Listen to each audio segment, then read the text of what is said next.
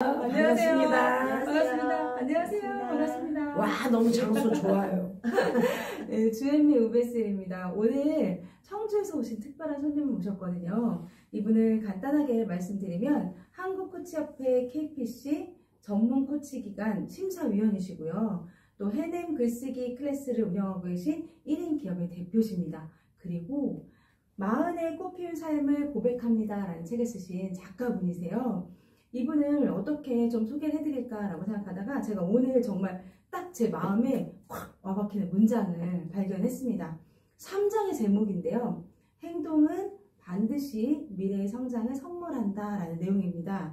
어떻게 작가님이 이 책을 쓰시고 또 어떻게 행동함으로써 마흔의 삶을 꽃 피우셨는지 그 이야기를 질문과 답을 통해서 알아보는 시간 갖도록 하겠습니다. 그러면 우선 이선희 코치님, 이선희 작가님을 소개합니다. 와, 안녕하세요. 일과 삶을 해내는 해냄 마인드 컴퍼니 대표 이선희입니다. 반갑습니다. 어서오세요. 작가님 어서오세요. 반갑습니다. 네. 직접 운전하고 오셨는데 오시는데 불편한 점은 없으셨는지. 지난번 특강도 이은대 작가님 특강도 여기서 열려가지고 와본 경험이 있어서 즐겁게 소풍 오듯이 왔습니다. 예, 감사합니다. 그러면 제가 그 작가님을 여러분들한테 소개하니까 간단하게 질문을 통해서 한번 여쭤볼게요.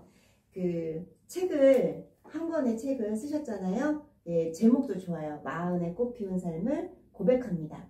이 제목이 너무 좋아서 저도 읽어보고 있었는데 책을 쓰는 과정에서 가장 중요하게 생각했던 점이 있다면 어떤 건지 나눠주세요. 처음에는 진짜 뭘 써야 될지 모르잖아요. 그래서 어떻게 기획하고 구성할까, 목차 어떻게 잡을까 생각하다가 제 인생의 이 사건들을 쭉 적어봤어요.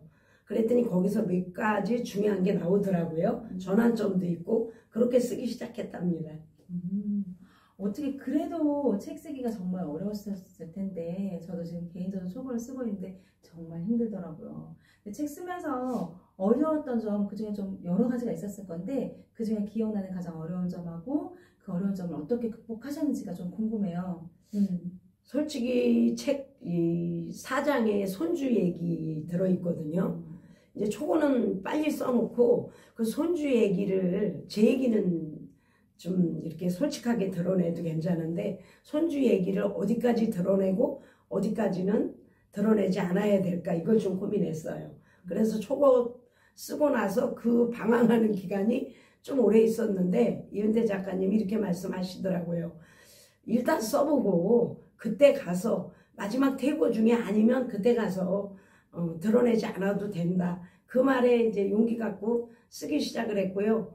또 어려웠던 거는 탈고. 와, 장난 아닙니다. 예, 퇴고가 끝이 아니거든요. 출판사하고 탈고를 약 한 달 정도 왔다 갔다 했는데요. 오늘 이렇게 수정해라. 메일로, 그것도 경험 없었잖아요. 주시면 제가 막 밤새워서 이 40곡지를 다 읽고 그걸 수정하고 졸면서 그랬던 기억이, 아마 그래서 책이 조금 더 예뻐지지 않았나 이런 생각 들어요. 고통 끝에. 예. 정말 고생 많이 하셨네요. 네. 자, 한 권의 책을 펴내기 위해서 고생을 많이 한다고 해요. 그런데 일단 책이 예쁘게 보랏빛으로 나왔어요. 이 책을 쓰고 출간하고 한 후에 내 삶이 어떻게 달라졌는지도 궁금해요. 일단 쓰기 전과 좀 달라진 거는 이 책에 쓴 것처럼 살으려고 애쓰고 있고요. 생각이라는 걸 좀 더 하는 것 같아요, 옛날보다. 그리고 55살, 55살에 쓰고 싶다는 생각을 했는데 박사가 좀 들어가느냐고 미뤘거든요. 그런데 이제 기어코 64세에 쓴 거잖아요. 그랬더니 삶이 진짜 좀 좋아진 것 같아요. 단단해지고 덜 휘둘리고, 그리고 저에 대한 어떤 작가로서의 자신감, 그런 게 좀 가득 찼다니까 그렇게 좋아졌습니다. 더 단단해지고 더 좋아지는 삶을 위해서 글쓰의 삶을 선택하시고 책도 출간하셨는데 마흔의 꽃피운 삶을 고백합니다. 이 책을 통해서 작가님이 그 독자들에게 전하고 싶은 메시지는 어떤 게 좀 있을까요? 예, 이제 주부들이 자녀들 키우고 또 며느리 노릇, 부인 노릇 하다 보면 자기 일, 나답게 사는 게 굉장히 힘들은데 저는 일단 가족도 중요하지만 본인하고 자기와의 대화 그리고 자기를 좀 챙기라고 싶어요. 그래서 제가 나는 나와 결혼했다 이 말이 문장이 들어가 있거든요. 그런 것을 통해서 뭘 좋아하는지 일단 배워봐야 되잖아요. 평생 교육을 통해서 이것저것 배우다가 자기 마음에 딱 드는 거 있으면 그때부터는 좀 지속적으로 꾸준하게 깊게 팠으면 좋겠어요. 한움을. 그렇게 말씀드리고 싶어요. 그 책에 보니까 독서와 평생 교육으로 나다움을 찾기 이렇게 이제 책 표지에 써 있어요. 그만큼 이제 작가님이 이 책에 애정을 많이 쏟으신 것 같아요. 그렇다면 읽어보신 분들이 피드백을 해주시잖아요. 그 피드백 중에서 가장 기억에 남는 것이 있다면 어떤 건지 알려주세요. 예, 이제 12월에 들어온 하주원 씨라는 분이 사실은 책 서평 좀 써달라고 무료로 전달했거든요. 한 10분 정도 무료로 전달했는데 한 분이 굉장히 친절한 거예요. 그분이 전화가 왔어요. 선생님 이거 읽었는데 눈물도 나고 저하고 비슷한 것 같아가지고 공감이 간다.